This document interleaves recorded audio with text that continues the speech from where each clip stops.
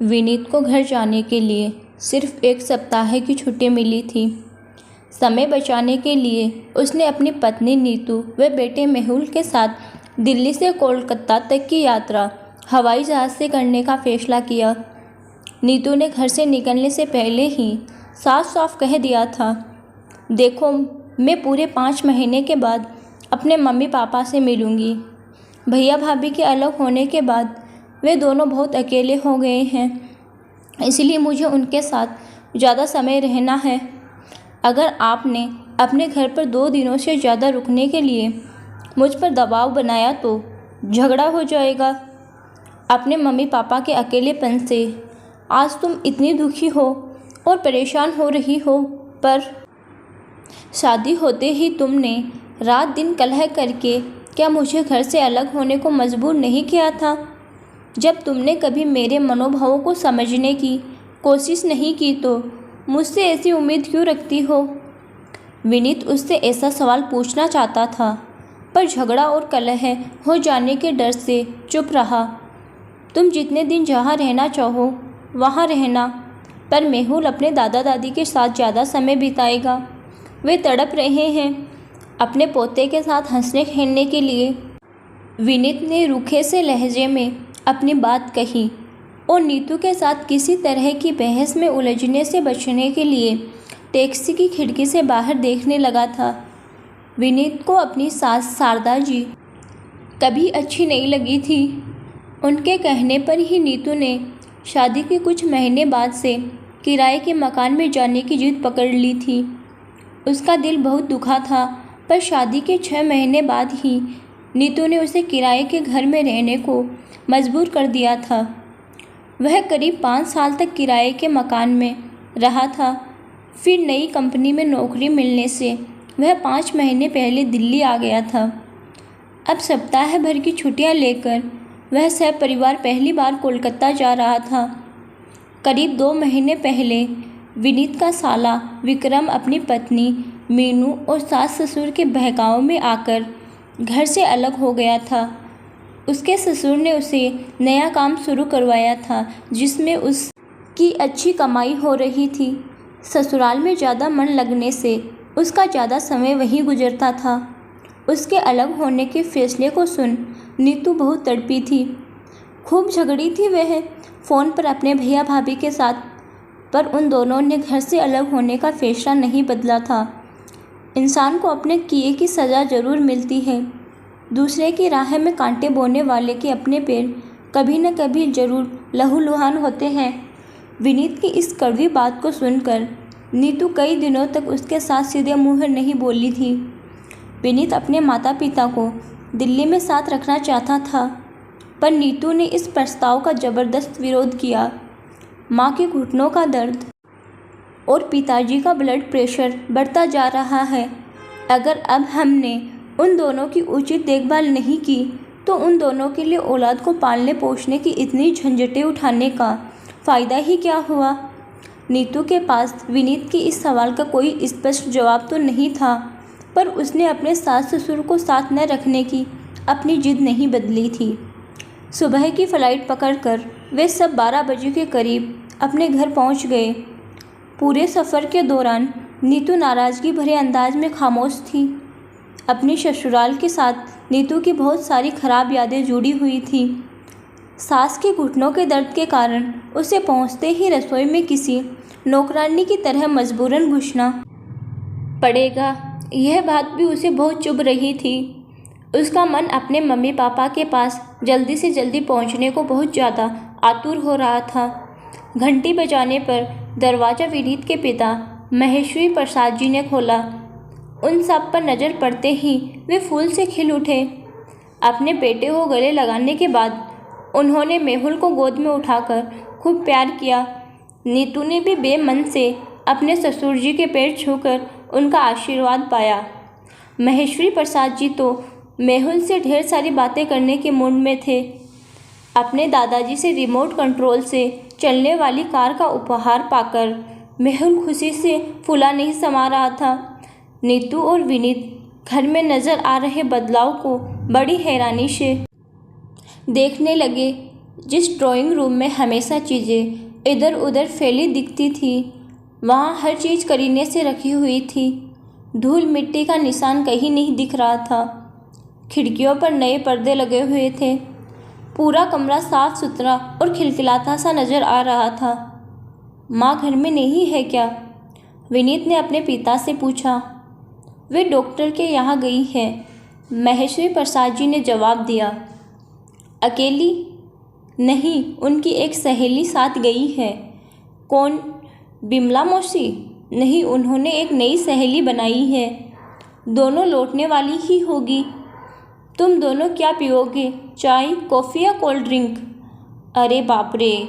महेश्वरी प्रसाद जी ने अचानक माथे पर हाथ मारा और मेहुल को गोद से उतार झटके से सीधे खड़े हो गए। क्या हुआ? विनीत ने चिंतित स्वर में पूछा। गैस पर सब्जी रखी हुई है। इस शैतान से बतियाने के चक्कर में मैं उसे भूल ही गया था। वह मजाकिया अंदाज में मुस्कुराए और फिर तेजी से रसोई की तरफ चल पड़े। मेहुल कार के साथ खेलने मगन हो गया। नीतू और विनीत महेश्वरी प्रसाद जी के पास रसोई में आ गए। घर की सफाई के लिए कोई नई काम वाली रखी है क्या पापा? साफ सुथरी रसोई को देख नीतू यह सवाल पूछने से खुद को रोक नहीं पाई। काम वाली तो हमने लगाई ही नहीं रखी बहू। घर के सारे कामों में तुम्हारी सास का हाथ अब मैं बटाता हूँ। तुम यह कह सकती हो कि उसने नया काम वाला रख लिया है। अपने मजाक पर महेश्वरी प्रसाद जी सबसे ज़्यादा खुलकर हंसे। विनीत ने एक कढ़ाई पर ढकी तस्तरी को हटाया और बोला, वाह, मटर पनीर की सब्जी बनी है। लगता है माँ सारा खाना तैयार करके गई हैं। डॉक्टर के यहाँ बहुत भीड़ होती है, इसीलिए वे 3 घंटे पहले घर से चली गई थी। आज खाने में तुम दोनों को मेरे हाथ की बनी सब्जियाँ खाने को मिलेगी। किसी छोटे बच्चे की तरह गर्व से छाती फुलाते हुए महेश्वरी प्रसाद जी ने उन दोनों को बताया। आपने खाना बनाना कब सीख लिया पापा? विनीत हैरान हो उठा। घर के सारे काम करने का हुनर हम आदमियों को भी आना चाहिए। तुम बहू से ट्रेनिंग लिया करो। अब मैं तुम्हें इलायची वाली चाय बनाकर पिलाता हूँ। चाय मुझे बनाने दीजिए पापा। नीतू आगे बढ़ आई। अगली बार तुम बनाना। तुम्हारे हाथ की बनी चाय पिए तो एक अरसा हो गया। महेश्वरी प्रसाद जी ने प्यार से बहू को बोला तो वो एक अजीब सी भावुकता का शिकार हो उठी। नीतू को अपनी पलकें नम होती प्रतीत हुई। तभी किसी ने बाहर से घंटी बजाई तो विनीत दरवाज़ा खोलने के लिए चला गया। नीतू, तुम्हारे पापा आए हैं। कुछ देर बाद विनीत की ऊंची आवाज़ नीतू के कानों तक पहुंची तो वह भागती सी ड्राइंग रूम में पहुंच गई। आप यहाँ कैसे? नीतू अपने पिता रमाकांत जी को देख खुशी से खिल उठी। रमाकांत, मिठाई का मज़ा खाने के बाद लिया जाएगा। अभी चाय बनकर तैयार है। महेश्वरी प्रसाद जी रसोई से ही चिल्लाकर बोले। ठीक है भाई साहब। उन्हें ऊंची आवाज़ में जवाब देने के बाद रमाकांत जी ने हैरान नज़र आ रहे अपने बेटी दामाद को बताया, हम दोनों एक दूसरे के बहुत पक्के दोस्त बन गए हैं। रोज़ मिले बिना हमें चैन ही नहीं पड़ता। यह चमत्कार कैसे? इस सवाल को पूछने से विनीत खुद को रोक नहीं सका। यह सचमुच चमत्कार ही है कि इस घर में हमारा स्वागत अब दोस्तों की तरह होता है। विनीत सस्पेंस बढ़ाने वाले अंदाज में मुस्कुराते हुए रमाकांत जी उसके सवाल का जवाब देना टाल गए थे। तभी करीब 2 महीने पहले घटी एक घटना की याद उनके मन में बिजली की तरह कौंध गई थी। अपने बेटे बहू के अलग हो जाने से शारदा जी बहुत ज़्यादा दुखी और परेशान थी। बेख्याली में घर की सीढ़ियाँ उतरते हुए उनका पैर फिसला और दाएं पैर में मोच आ गई। डॉक्टर के क्लिनिक में उनकी मुलाकात महेश्वरी प्रसाद जी और अनुराधा जी से हुई। अनुराधा जी के घुटनों का इलाज वही डॉक्टर कर रहा था। तेज़ दर्द के कारण तड़प रही शारदा जी का अनुराधा जी ने बहुत हौसला बढ़ाया था। उस वक्त उन्होंने शारदा जी के खिलाफ अपने मन में बसे सारे गीले शिकवे भुलाकर उन्होंने सहारा दिया था। अपने बेटे बहू से बहुत ज़्यादा नाराज़ शारदा जी ने उसे अपनी चोट की खबर नहीं दी थी। डॉक्टर को दिखाने के बाद कुछ देर आराम करवाने के लिए महेश्वरी प्रसाद जी व अनुराधा जी उन दोनों को अपने घर ले आए थे। शारदा जी का सर भी दीवार के साथ जोर से टकराया था। वहाँ कोई जख्म तो नहीं हुआ, पर सिर को हिलाते ही उन्हें जोर से चक्कर आ रहे थे। इस स्थिति के चलते शारदा जी को अनुराधा जी के घर में उस रात मजबूरन रुकना ही पड़ा। उनकी किसी भी ज़रूरत को पूरा करने के लिए अनुराधा जी रात को शारदा जी के साथ ही सो गई थी।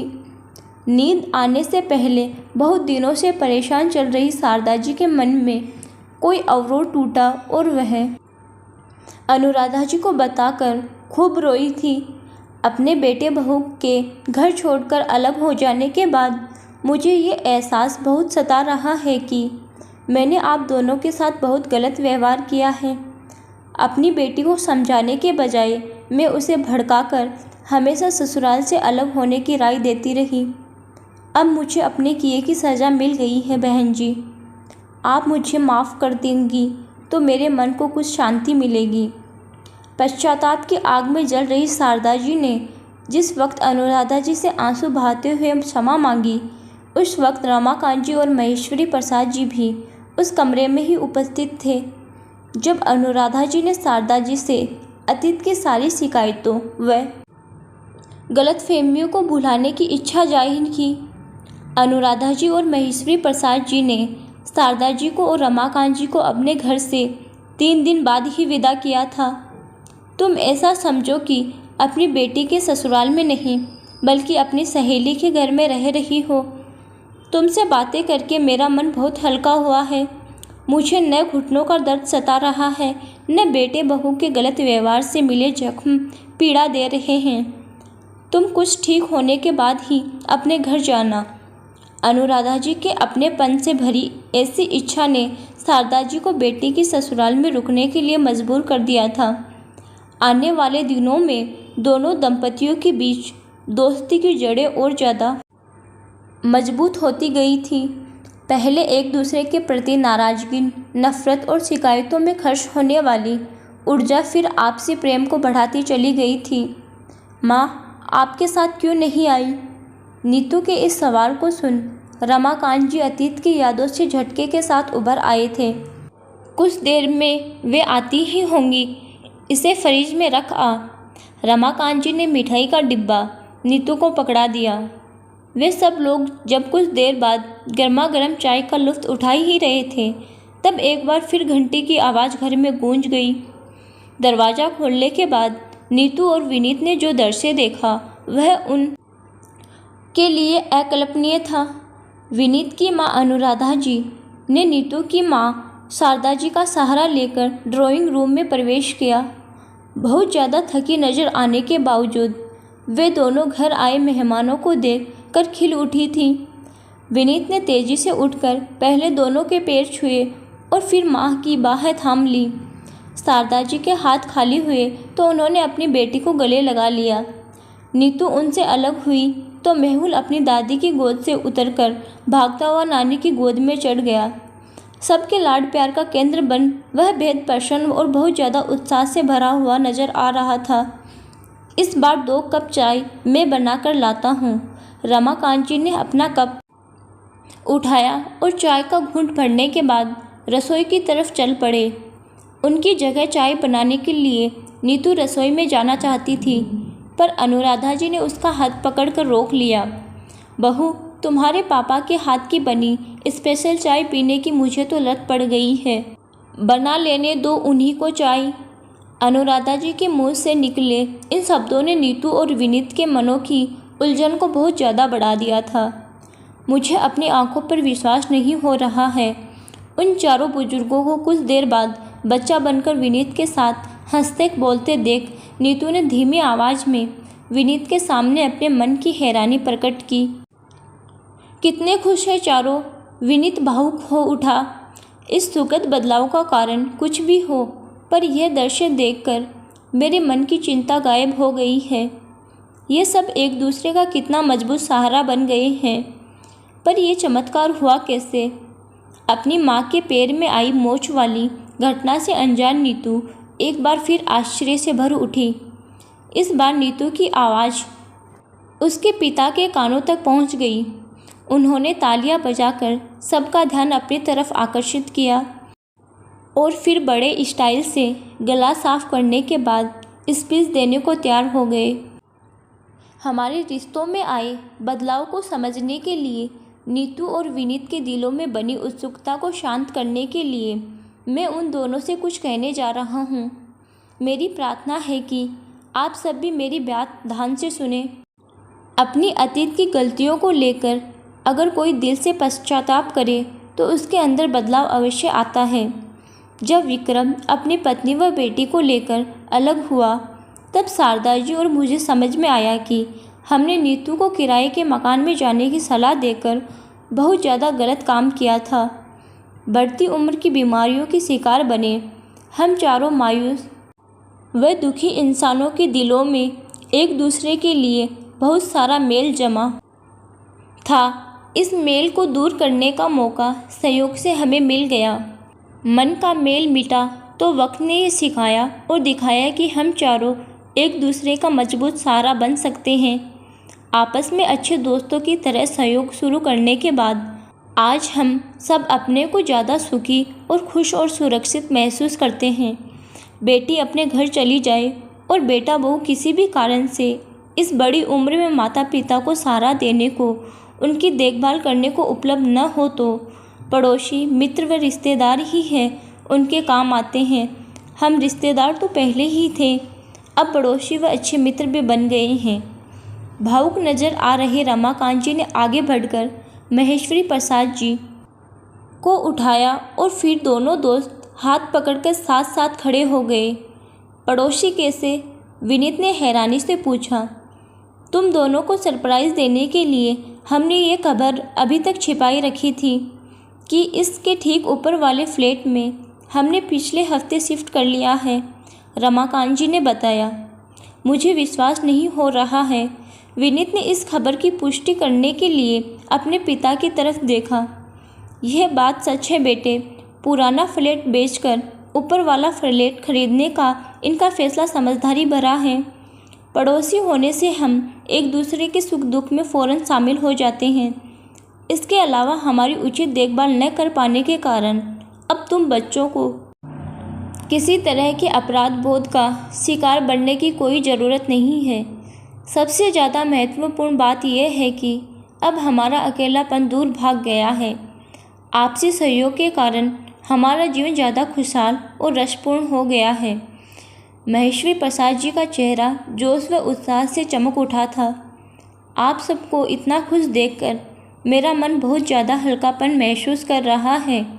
लेकिन क्या अपने बेटे को यूँ झटके से चुप होता देख अनुराधा जी चिंतित नज़र आने लगी। इस नीतू बेचारी का मायका और ससुराल तो अब ऊपर नीचे के घर में हो गया है। ये ससुराल वालों से अब कहाँ जाया करेंगी? विनीत के उस मजाक पर सबने जोर से ठहाका लगाया। धन्यवाद।